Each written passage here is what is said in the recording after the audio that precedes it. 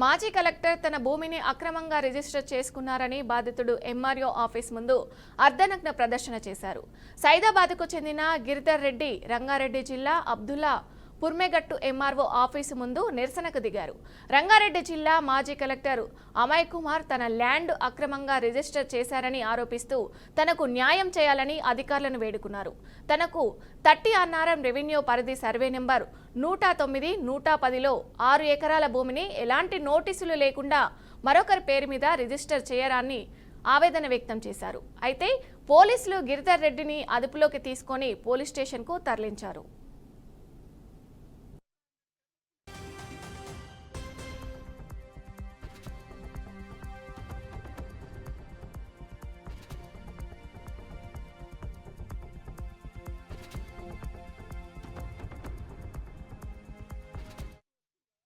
Degree ఇచ్చింది 10 ఏళ్ల తర్వాత 2016లో కోర్టు డిగ్రీ వచ్చింది.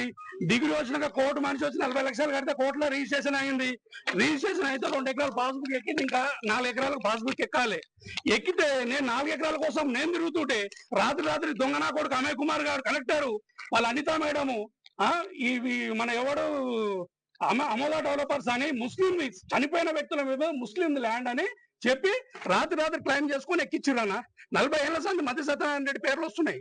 40 ఏళ్ల సంది మధ్య సత్యనారాయణ రెడ్డి పేర్లు వస్తే వీడు రవీందర్ దత్ అంటాడు, మొన్న వచ్చినవాడు రవీందర్ దత్ 40 ఏళ్ల సంది విఆర్ఓలు తప్పుడు రికార్డులు రాసిరని చెప్పి మన కోర్టుకు లెటర్ రాసి ఇచ్చిండు. కోర్టు మొన్న ఏం చెప్పింది, కలెక్టర్ కోర్టు వచ్చింది కదా, ఇట్లా ఖచ్చితంగా ఎక్కియాలి, ఇట్లా కాదుగా మీరు కంటెంప్ట్ ఆర్డర్ ఇస్తున్నా మీరు ఎక్కియారని చెప్పారు. ఎక్కి అని చెప్పగానే కోర్టు నుంచి ఆర్డర్ వచ్చింది, ఎక్కిస్తామని చెప్పిండు. కోర్టులో ఆర్డర్ వచ్చినప్పుడు ఎక్కి వచ్చి మళ్ళీ అదే పాత పాట. ఇగో ఐఏఎస్ హరీష్ కోర్టులో పిలిచి మాట్లాడితే ఆయన వెళ్ళిపోయినాక హరీష్ వచ్చిండు, ఇట్లా ఎట్లా ఎక్కిరిచ్చారు 90 ఎకరాల భూమి ఎట్లా ఎక్కిచ్చారు అంటే, లేదు మాదే తప్పు, మేము ఇది 90 ఎకరాల భూమిని మేము ఇలా పేరు మీద చేస్తామని చెప్పి ఆర్డర్ 2 ఏళ్ళు అయింది. హరీష్ రావు ఆర్డర్ వచ్చి కోర్టు డిగ్రీ ఇచ్చింది 10 ఏళ్ల తర్వాత 2016లో కోర్టు డిగ్రీ వచ్చింది. డిగ్రీ వచ్చినాక కోర్టు మనిషి వచ్చి 40 లక్షలు కడితే కోర్టులో రిజిస్ట్రేషన్ అయింది. రిజిస్ట్రేషన్ అయితే 2 ఎకరాల పాస్బుక్ ఎక్కింది, ఇంకా 4 ఎకరాలకు పాస్బుక్ ఎక్కాలి. ఎక్కితే ఇక ఇదే అంశానికి సంబంధించి మరింత సమాచారం మా ప్రతినిధి బాసిత్ అందిస్తారు. బాసిత్. విజయ, రంగారెడ్డి జిల్లా అబ్దుల్లాపూర్ మెట్ ఎంఆర్ ఆఫీస్ ముందు సైదాబాద్ కు చెందిన గిరిధర్ అనే వ్యక్తి అర్ధనగ్న ప్రదర్శనతో తన నిరసన వ్యక్తం చేస్తారు. ఈ నిరసన వ్యక్తం చేస్తూ నా భూమిని లాక్కున్నారు, నా భూమికి వేరే వారికి నా పర్మిషన్ లేకుండా వారు గత ప్రభుత్వంలో ఉన్న కలెక్టర్ నాకు ఎలాంటి పర్మిషన్ ఇవ్వకుండా నాకు నోటీస్ పెట్టకుండానే ఇతరుల పేరు మీద బదిలీ చేశారని చెప్పి తన ఆవేదన వ్యక్తం చేశారు. ఇది కోర్టు ఉత్తర్వులు ఉన్నా అని మాకు ఎలాంటి న్యాయం చేయడం లేదని బాధితులు ఆందోళనకు దిగాడు. రంగారెడ్డి జిల్లా మాజీ కలెక్టర్ అమయ్ కుమార్ తన ల్యాండ్ అక్రమంగా రిజిస్టర్ చేశారని ఆయన ఆరోపిస్తున్నారు. 30 అన్నారం రెవెన్యూ పరిధిలోని సర్వే నంబర్ 109, 110లో 6 ఎకరాల భూమిని ఎలాంటి నోటీస్ లేకుండా మరొకరి పేరుపై బదిలీ చేస్తూ అప్పటి రెవెన్యూ సిబ్బందితో పాటు ఆ అధికారులు అందరూ అతని పేరు బదిలీ చేశారని చెప్పి తన ఆందోళన వ్యక్తం చేశారు. ఈ విషయంతో అర్ధనగ్న ప్రదర్శన చేస్తున్న గిరిధర్ రెడ్డి విషయం తెలిసిన ఎంఆర్ఓ పోలీసులకు ఫిర్యాదు చేయడంతో పోలీసులు రంగప్రవేశం చేసి గిరిధర్ రెడ్డిని అదుపులో తీసుకున్నారు. అదుపులో తీసుకుని పోలీస్ స్టేషన్ తరలించడం జరిగింది. విజయ, థ్యాంక్ యూ బాసిత్.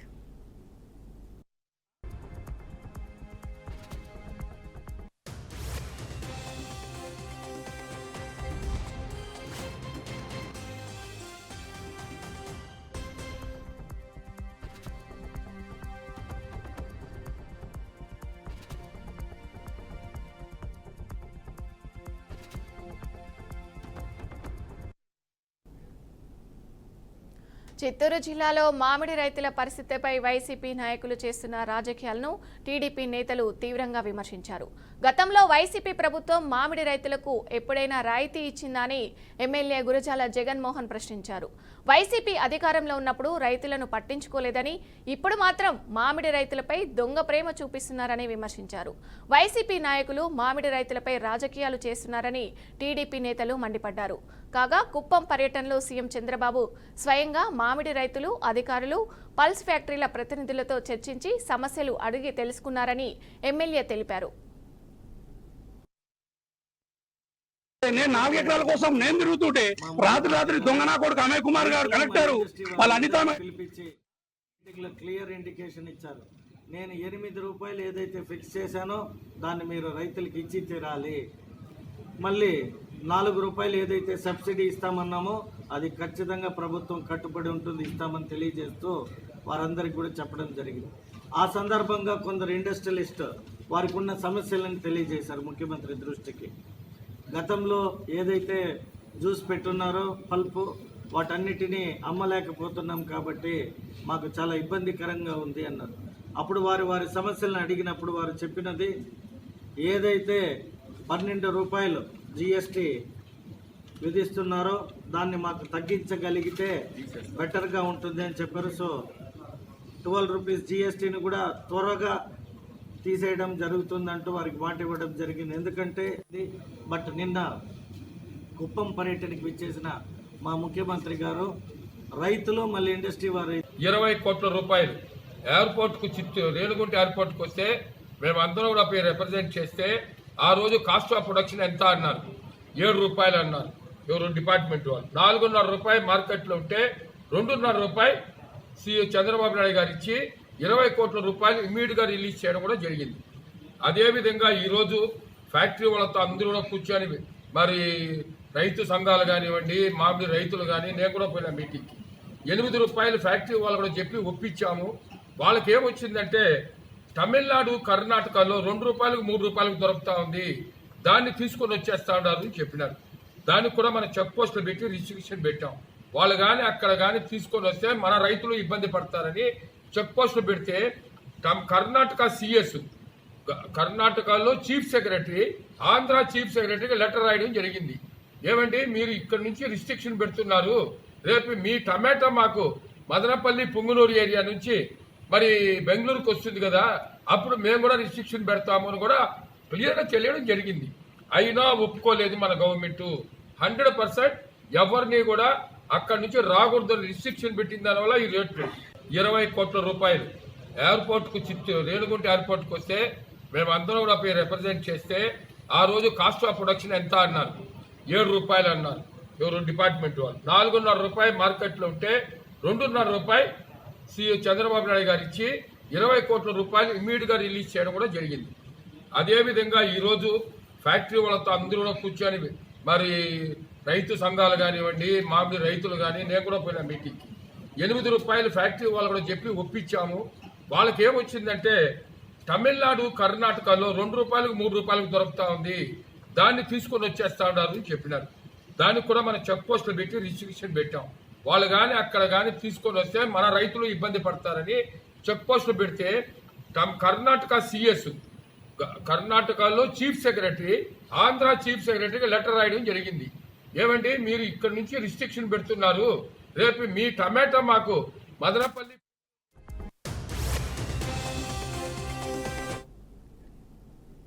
పశ్చిమ గోదావరి జిల్లా పాలకొల్లులో విప్లవ వీరుడు అల్లూరు సీతారామరాజు 128వ జయంతిని పురస్కరించుకొని క్షత్రియ సంక్షేమ పరిషత్తు క్లాసు క్లబ్ ఆధ్వర్యంలో పాలకొల్లులో ఘనంగా వేడుకలు నిర్వహించారు. ఈ కార్యక్రమానికి ముఖ్య అతిథులుగా మంత్రి నిమ్మల రామానాయుడు హాజరయ్యారు. అల్లూరు చిన్న వయసులోనే బ్రిటిష్ సామ్రాజ్యాన్ని గడగడలాడించి స్వాతంత్ర్యం కోసం అమరుడయ్యారని, ఆయన చూపిన వీరత్వం ప్రతి భారతీయుడికి ప్రేరణగా నిలుస్తుందని ఆయన అన్నారు. అలాగే క్షత్రియ సంక్షేమ పరిషత్తు ద్వారా పేద విద్యార్థులకు స్కాలర్షిప్, కాస్మోస్టిక్ స్కోర్స్ కాంప్లెక్స్ ద్వారా క్రీడాకారులకు అభివృద్ధి అవకాశాలు కల్పించడంపై ప్రశంసలు కురిపించారని తెలిపారు.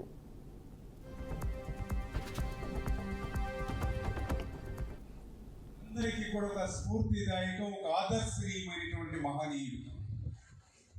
అందుకే అల్లూరి సీతారామరాజు గారి 125వ జయంతోత్సవాలు ఆ రోజు నేను 1924 రెండవసారి శాసనసభ్యుడిగా ఉన్నప్పుడు ఆ 125వ జయంతోత్సవాల్ని ఘనంగా సంవత్సరం పొడవునా కూడా పాలకొల్లు నియోజకవర్గంలో నిర్వహించుకునేటువంటి ఒక అదృష్టం నాకు ఆ రోజు కలిగినటువంటి పరిస్థితి. ఎందుకంటే ఆ రోజు చూస్తారు మీరు పెద్ద ఎత్తున ఏదైతే ఆయన జూలై 4వ తేదీని ప్రారంభించి మళ్ళీ మరుసటి సంవత్సరం జూలై 4వ తేదీ వరకు కూడా ప్రతి నెల కూడా ప్రతి గ్రామంలోనూ ప్రతి వాడలోనూ కూడా అల్లూరి సీతారామరాజు గారి 125వ జయంతోత్సవాన్ని అత్యంత ఘనంగా ఈ యొక్క ఆంధ్రప్రదేశ్ రాష్ట్రంలో ఉన్నటువంటి క్షత్రియ పెద్దలందరినీ కూడా తీసుకొచ్చి వాళ్ళందరితో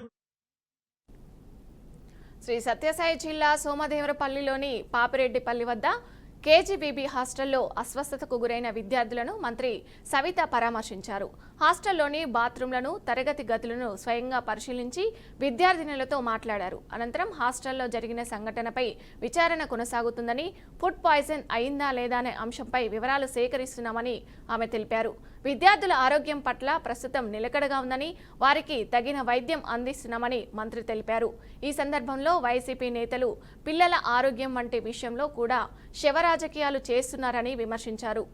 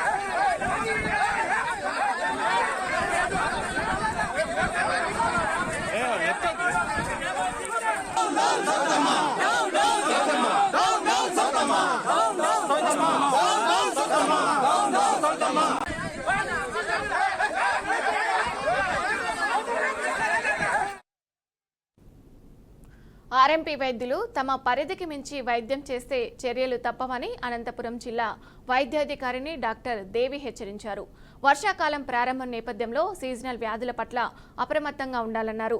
వైరల్ జ్వరాల విషయంలో వైద్యులకు తగిన సూచనలు, సలహాలు ఇస్తున్నట్టు తెలిపారు. పిహెచ్సి శిలా పరిధిలో మందుల కొరత లేకుండా చర్యలు తీసుకుంటున్నామన్నారు. ఇటీవల ఆర్ఎంపీ వైద్యుల కారణంగా జరిగిన కొన్ని ఘటనల విషయంలో చర్యలు తీసుకున్నామన్నారు. గ్రామీణ ప్రాంతాల పరిధిలో కూడా ప్రభుత్వ ఆసుపత్రులు అందుబాటులో ఉన్నాయన్నారు. లైన్ డిపార్ట్మెంట్స్ సీజనల్ డిసీజ్ గురించి లాస్ట్ ఇయర్ కూడా సేమ్ మేము సీజనల్గా వచ్చే మనకి water born, vector born diseases, తర్వాత వచ్చేసి ఇన్ఫెక్టియస్ డిసీజెస్ ఇట్లాంటివి ఏమైనా రాకుండా జాగ్రత్తలు తీసుకున్నాం లాస్ట్ ఇయర్. అట్లనే ఇప్పుడు కూడా ముందు లైన్ డిపార్ట్మెంట్స్తో కలిపి, అంటే మెయిన్ మనకి ఆర్ఎన్బి వాటరు, పంచాయతీరాజు, తర్వాత ఇట్లా ఐసిడిఎస్ డిపార్ట్మెంట్ వీళ్ళందరితో లైన్ డిపార్ట్మెంట్స్తో కలిపి ఒక షెడ్యూల్ యాక్షన్ ప్లాన్ వేసుకుంటాం అనమాట. ముఖ్యంగా మనకి ఈ వాటర్ బార్న్ డిసీజెస్ అంటే మనకి రెయిన్ ఫాల్ ఏరియాస్ మీద ఫోకస్ చేస్తాము. ఎక్కడైతే రెయిన్ ఫాల్ ఎక్కువగా ఉండి మన జిల్లాలో కొన్ని మండలాల్లో మాత్రం రెయిన్ ఫాల్ ఉంటుంది, ఎక్కడైతే మనకి ఆ హౌసెస్ మునుగుతాయి, అక్కడ ఇన్ఫెక్టియస్ డిసీజ్ వచ్చే అవకాశం ఉంది అన్న దగ్గరంతా ఆ ఏఎన్ఎంని, ఆశాని, మెడికల్ ఆఫీసర్ని అలర్ట్ చేయటం జరిగింది. తర్వాత అన్ని చోట్ల మందులు ఉండేటట్టు, ఓఆర్ఎస్ ప్యాకెట్స్ ఉండేటట్లు, తర్వాత స్టాఫ్ అందుబాటులో ఉండేటట్టు కూడా మేము దానికి తగ్గ యాక్షన్ ప్లాన్, షెడ్యూల్ ప్లాన్ చేసుకుంటున్నాము. సీజనల్ డిసీజ్ అనంతపురం జిల్లా బేతాపల్లి గ్రామంలో నిర్వహించిన సుపరిపాలన తొలి అడుగు కార్యక్రమంలో స్థానిక ఎమ్మెల్యే గుమ్మనూరు జయరాం పాల్గొన్నారు. ఈ సందర్భంగా ఆయన గ్రామ ప్రజలకు ప్రభుత్వం అమలు చేసిన పథకాలపై అవగాహన కల్పించారు. ఈ కార్యక్రమంలో మాట్లాడుతూ గ్రామంలో ఏర్పాటు అవుతున్న 22 కోట్ల విలువైన రెన్యూ సోలార్ పవర్ ప్లాంట్ గురించి వివరించారు. ఈ ప్రాజెక్టు ద్వారా భవిష్యత్తులో యువతకి ఉపాధి అవకాశాలు పెరిగే అవకాశం ఉందని తెలిపారు. అయితే ఈ సోలార్ ప్రాజెక్టు కోసం లీజుకిచ్చిన భూములపై సోషల్ మీడియాలో కొందరు రైతులను తప్పుదారి పట్టించేలా ప్రచారం చేస్తున్నారని ఆ విషయంపై ఎమ్మెల్యే మండిపడ్డారు.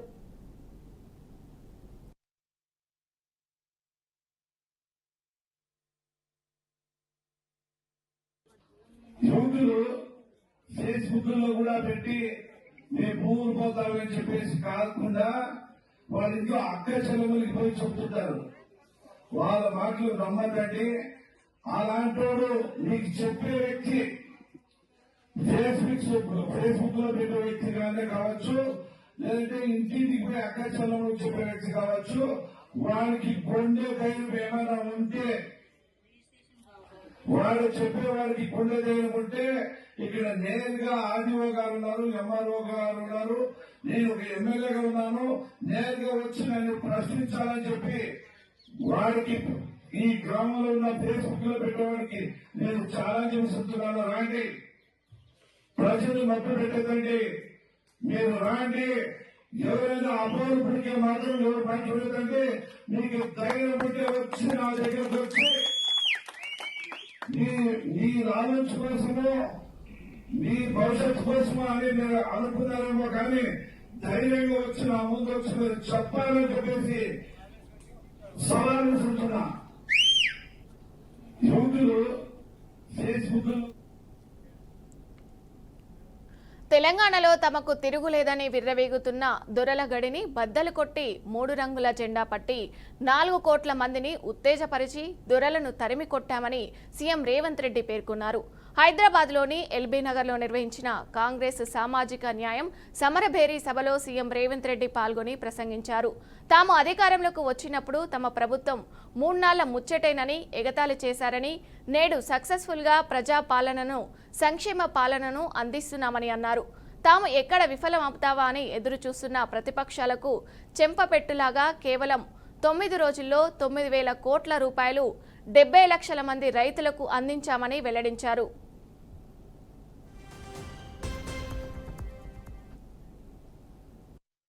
భూమి లేకపోతే దున్నేవాడికే భూమి అని గ్రామాలలో 25 లక్షల ఎకరాల భూమి ఇవాళ ఇందిరమ్మ ఇచ్చింది. ఆదివాసీలకు 10 లక్షల ఎకరాల పోడు భూముల పట్టాలు ఇచ్చింది ఇందిరమ్మ ప్రభుత్వం. ఇవాళ పేదవాడు సొంత ఇల్లు ఉన్నా, సొంత ఇంటి స్థలం ఉన్నా దున్నుకోవడానికి భూమి ఉంది అంటే అది ఇందిరమ్మ ఇచ్చిన భూమి, ఇందిరమ్మ ఇచ్చిన ఇల్లు పట్ట, ఇందిరమ్మ ఇచ్చిన ఇల్లు అని చెప్పి నేను ఈ సందర్భంగా తెలియజేయదలుచుకున్న మిత్రులారా, ఇవాళ మీరు ఆలోచన చేయండి. ఇందిరమ్మ ఆనాడు తెచ్చిన సంక్షేమము అభివృద్ధి ఈరోజు పేదవాళ్ళ జీవితాల్లో వెలుగులను నింపింది. అందుకే ఈరోజు ఏ సంక్షేమ పథకానికైనా ఇందిరమ్మ పేరు మనం పెడుతున్నాం. హైదరాబాద్ నగరంలో పేదవాళ్లకు 5 రూపాయల భోజనం పెట్టాలని, పేదవాళ్లకు కూలి పోయే వాళ్లకు పొద్దున్నే టిఫిన్ చెయ్యడానికి క్యాంటీన్లు పెట్టి ఇందిరమ్మ పేరు పెడితే ఈ తలమాచిన దత్తమ్మలు సోయిలేనోళ్ళు ఇందిరమ్మ పేరు పెడతారని ధర్నా చేసిరు. ఒక్కనొక్కని బట్టలు ఇప్పదీసి కొడితే తప్ప ఇందిరమ్మ గొప్పతనం వాళ్ళకు అర్థం కాదు అని చెప్పి నేను ఈ సందర్భంగా తెలియజేస్తున్న మిత్రులారా, ఇవాళ మహిళలకు ఆర్టీసీలో ఉచిత ప్రయాణం దాదాపుగా 6,000 కోట్ల రూపాయలతోని ఆడబిడ్డలకు ఆర్టీసీలో ఉచిత ప్రయాణం ఇచ్చినాం. ఆర్టీసీ ఉచిత ప్రయాణమే కాదు, ఆడబిడ్డలకు 1000 బస్సులు కొనిచ్చి 1000 బస్సులు ఈరోజు ఆర్టీసీ కార్పొరేషన్ కు ఆర్టీసీ బస్సుల యజమానులు. హైదరాబాద్లో బీఆర్ఎస్ నాయకులతో కేసీఆర్ సమీక్షా సమావేశమయ్యారు. సాధారణ వైద్య పరీక్షల నిమిత్తం నిన్న యశోద ఆసుపత్రికి వెళ్లిన కేసీఆర్ను పలువురు బీఆర్ఎస్ నేతలు పరామర్శించడానికి వెళ్లారు. ఈ సందర్భంగా ఆసుపత్రిలోని రాష్ట్ర రాజకీయ పరిస్థితులపై, రైతుల వ్యవసాయ సమస్యలపై కేసీఆర్ నాయకులతో సుదీర్ఘంగా చర్చించారు. పార్టీ కార్యకర్తలు, ఉద్యమకారుల నుంచి వచ్చిన ఫీడ్బ్యాక్ను ఆయన తీసుకున్నారు.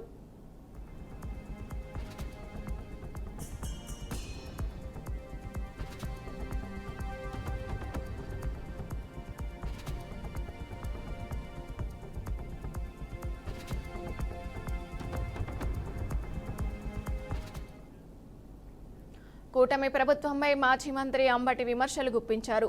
3 దాడులు, 6 తప్పుడు కేసుల్లా ఏపీలో పాలన ఉందని ఎద్దేవా చేశారు.